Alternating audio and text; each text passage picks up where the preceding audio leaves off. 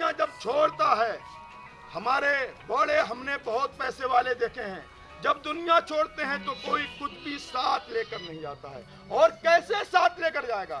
اللہ کے پیارے پیغمبر صلی اللہ تعالی علیہ وسلم ارشاد فرماتے ہیں اذا مات الانسان انقطع عنه عمله الا من ثلاثة جاریة الا من صدقہ او علم ينتفع به او ولد صالح يدعو له۔ اللہ کے پیارے پیغمبر صلی اللہ علیہ وسلم ارشاد فرماتے ہیں جب انسان مر جاتا ہے، انسان کی روح اس کے جسم سے نکل جاتی ہے تو اس کے سارے اعمال ختم ہو جاتے ہیں، سارے اعمال منقطع ہو جاتے ہیں، سب چیزیں وہ دنیا میں چھوڑ دیتا ہے، صرف 3 چیزیں ہیں دوستو جو اس کے ساتھ جائیں گی۔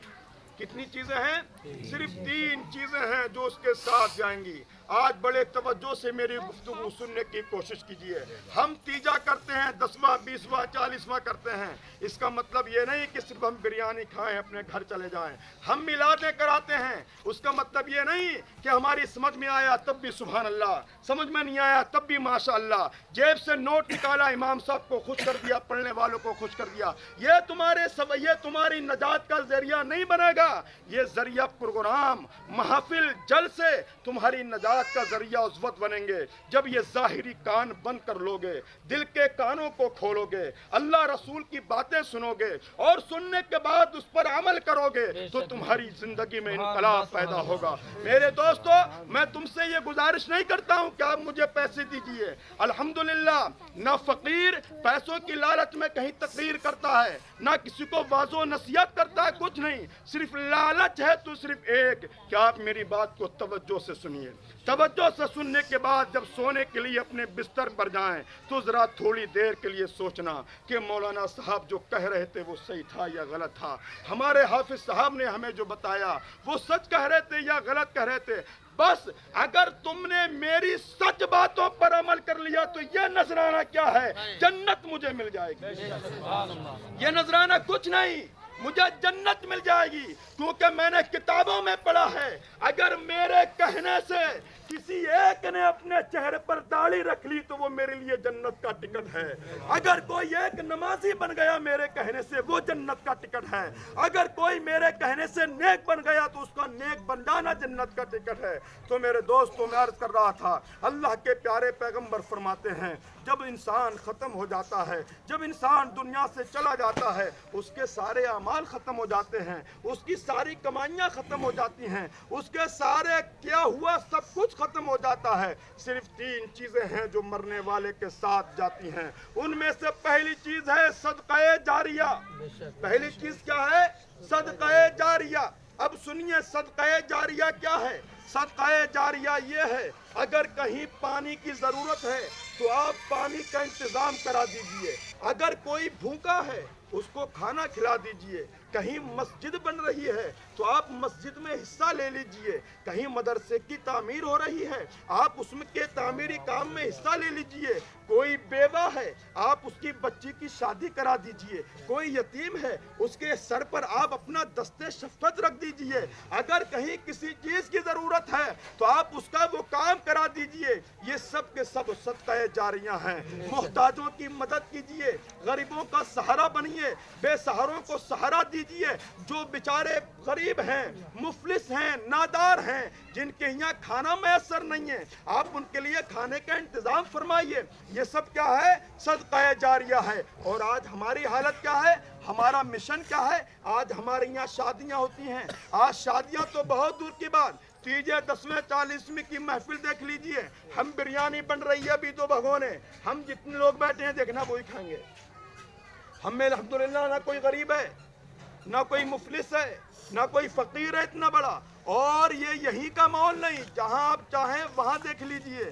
ہمارے کتنے بندے، کتنے بھائی ابھی ایسے بھی ہیں جن کو مہینے مہینے گوشت نصیب نہیں ہوتا ہوگا، کتنے بھائی ایسے بھی ہیں جن کو اچھا کھانا نصیب نہیں ہوتا ہوگا، جن کو سردی کے کپڑے میسر نہیں ہوتے ہوں گے، کتنی بیچاری ہماری بیٹیاں ایسی ہیں جن کے ہاتھ ابھی پیلے نہیں ہوئے ہیں۔ صرف یہی نہیں کہ بھگونا بنوانا ہی صدقہ جاریہ ہے، ارے آج کے وقت میں یہ سمجھتا ہوں مظلوموں کی مدد کرنا سب سے بڑا صدقہ جاریہ ہے۔ آج جن کی بیٹیوں کی غربت و افلاس کی وجہ سے شادیاں نہیں ہوئی ہیں، ان کی شادیاں کرائیے، یہ صدقہ جاریہ ہے۔ اس طرح کے کام کیجئے، قسم خدا کی جب تک یہ کام رہیں گے آپ کو ثواب ملتا رہے گا۔ آپ قبر میں ہوں گے تب بھی ثواب ملے گا، پل صراط پہ ہوں گے تب بھی ثواب ملے گا، اور یہ صدقہ جاریہ آپ کو جنت تک لے کر چلا جائے گا۔ صدقہ جاریہ کی تفصیل ہو گئی، آگے بڑھیے۔ اللہ کے نبی فرماتے ہیں یا تو بندہ صدقہ جاریہ کا انتظام کر کے جائے، یا او علم ينتفع به، یا ایسا علم حاصل کرے جس سے اس کو بھی فائدہ ہو اور لوگوں کو بھی فائدہ ہو۔ کیسا علم حاصل کرے؟ جس کے ذریعے اس کو بھی، جس نے علم حاصل کیا ہے اس کو بھی فائدہ ہو اور اس کے علم سے لوگوں کو بھی فائدہ حاصل ہو۔ اللہ اکبر۔ وہ علم کون سا علم ہے؟ اور وہ علم میں سمجھتا ہوں وہ علم قرآن ہے، علم شریعت ہے، علم حدیث ہے، جس کے تعلق سے اللہ کے نبی صلی اللہ علیہ وسلم نے ارشاد فرمایا ہے۔ اور علم حاصل کرنا تو بہت آسان ہے، علم حاصل کرنا بہت آسان ہے۔ حافظ بن جانا، قاری بن جانا، عالم بن جانا، مفتی بن جانا، یہ مسجد کا امام بن جانا، یہ تو بہت آسان ہے۔ سب سے کرنا کام تو یہ ہے کہ جو علم حاصل کیا ہے ذرا علماء، حفاظ، قراء اپنے گریبان میں جھانک کر دیکھیں وہ اس علم سے ہمیں کوئی فائدہ بھی حاصل ہو رہا ہے یا نہیں۔ اگر خود کو فائدہ حاصل ہو پھر جھانک کے دیکھیں معاشرے میں، سب سے پہلے اپنے گھر میں میرے گھر والوں کو میرے علم سے فائدہ ہے، میرے عزیز و اقربا کو میرے علم سے فائدہ ہے، میرے خاندان والے کو میرے علم سے فائدہ ہے، میرے محلے والوں کو میرے علم سے فائدہ ہے۔ جب یہ دیکھیں اور دیکھیں ہاں واقعی فائدہ ہے، تب سمجھ لیجئے یہ علم نافع ہے، تب سمجھ لیجئے یہ علم نافع ہے۔ مگر افسوس آج ہماری حالتیں یہ ہیں، عوام تو عوام رہی، ہماری حالتیں یہ ہیں کہ ہم جو پڑھتے ہیں اس سے ہمیں کو فائدہ حاصل نہیں ہے۔ آج اماموں کی حالت یہ ہے، مسجد میں ہے تو نمازی ہیں، گھر گئے تو نماز پتہ نہیں پڑھی ہے یا نہیں پڑھی ہے۔ آج عالموں کا حال یہ ہے، اسٹیج پہ کھڑا ہے، نذرانے کا 5,000 روپیہ لے گا۔ جھوٹو کسی بڑے مولانا کو فون کر کے دیکھنا ہمارے یہاں تقریر کرنے آؤ، کہے گا پہلے 5,000 روپیہ میرے اکاؤنٹ میں ڈلواؤ۔ وہ نالائق مولوی آئے گا 5,000 میں اور تقریریں کرے گا، صبح کی فجر کی نماز میں دیکھنا سوتا ہوگا، گھر جا کے سوتا ہوگا۔ میاں کہ جس علم سے اس کو خود فائدہ حاصل نہ ہو وہ تمہیں کیا فائدہ پہنچا سکتا ہے؟ ایسا عالم بننا بیکار ہے۔ بزرگ کہتے ہیں بے عمل عالم سے عمل کرنے والا جاہل بہتر ہے، بے علم عالم سے عمل کرنے والا جاہل بہتر ہے۔ آج کیا وجہ ہے؟ آج خوشی کا موقع ہو تب ہمارے یہاں شیطان کے رسوم ادا ہوتے ہیں، شیطان کو راضی کیا جاتا ہے۔ غم کا موقع ہو تب ہمارے یہاں شیطان کو راضی کیا جاتا ہے۔ کیا وجہ ہے؟ ہمارے پاس علم نافع نہیں ہے، ہمارے پاس علم نافع نہیں ہے۔ علم نافع بہت چیز ہے۔ آپ کہیں گے مولانا صاحب قرآن پڑھ لیا تو علم نافع تو ویسے ہی حاصل ہو گیا۔ میں کہوں گا نہیں جناب، صرف قرآن پڑھ لینے سے ہی علم نافع حاصل نہیں ہوتا ہے، عالم بن جانے سے ہی علم نافع حاصل نہیں ہوتا ہے۔ ارے شیطان کسی جاہل کا نام نہیں، شیطان فرشتوں کے استاد کا نام ہے۔ کون تھا شیطان؟ فرشتوں کا استاد تھا، اس سے بڑا بھلا کوئی قابل ہوگا؟ مگر گمراہ ہوا۔ کیا قرآن وہ نہیں جانتا تھا؟ کیا وہ حدیث، کیا وہ قرآن نہیں جانتا تھا؟ اللہ کے احکام نہیں جانتا تھا؟ ہمارے نبی کی حدیث تھی نہیں اس وقت، وہ کیا نہیں جانتا تھا؟ روئے زمین پر کوئی جگہ ایسی نہیں جس جگہ شیطان نے سجدے نہ کیے ہوں، مگر اس کے پاس علم نافع نہیں تھا، اس کے پاس علم نافع نہیں تھا، اس کو غرور و تکبر آ گیا، شیطان بنا دیا گیا۔ آج ہمارے پاس علم نافع نہیں ہے، ہم عالم بن جاتے ہیں، اسٹیجوں پہ اپنی تعریف کروانا ہمیں بڑا اچھا لگتا ہے، ہمیں علامہ کہا جاتا ہے، فہامہ کہا جاتا ہے۔ یقین جانو فقیر کا یہ مشغلہ ہے، اگر کوئی مجھے علامہ کہہ دیتا ہے میں برسر ممبر ٹونک دیتا ہوں۔ اس لیے میں نے یہ رد کیا کہ میں نہ علامہ ہوں نہ فہامہ ہوں، بس ایک ادنا سا اللہ نے علم دے دیا ہے، اس کو جو کہیے حافظ صاحب یا مولانا صاحب، اس کے آگے میری کوئی بساط نہیں۔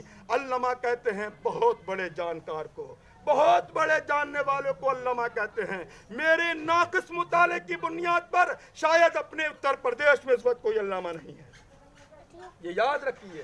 سچ کڑوا ضرور ہوتا ہے، آپ کہیں گے مسجد کے امام کے لیے علامہ بولا جاتا ہے، फला अल्लामा साहब आ रहे हैं। इस वक्त अल्लामा होना बहुत बड़े कमाल की बात है। हम भी बोल देते हैं, क्या है, हमारे उस्ताद हैं, मोहब्बत में बोल देते हैं। कोई हमारा शेख है, उसके लिए मोहब्बत में बोल देते हैं। मगर अल्लामा के जब लुग़वी माना पे गौर करो तो अल्लामा कहते हैं मुबालगे का सिगा है, जो बहुत ही ज्यादा जानने वाला हो वो अल्लामा होता है। अगर मैं अपने जुमला में दोहरा दूं तो इमाम आजम अल्लामा थे, इमाम शाफई अल्लामा थे, इमाम मालिक अल्लामा थे, इमाम हम्बल अल्लामा थे।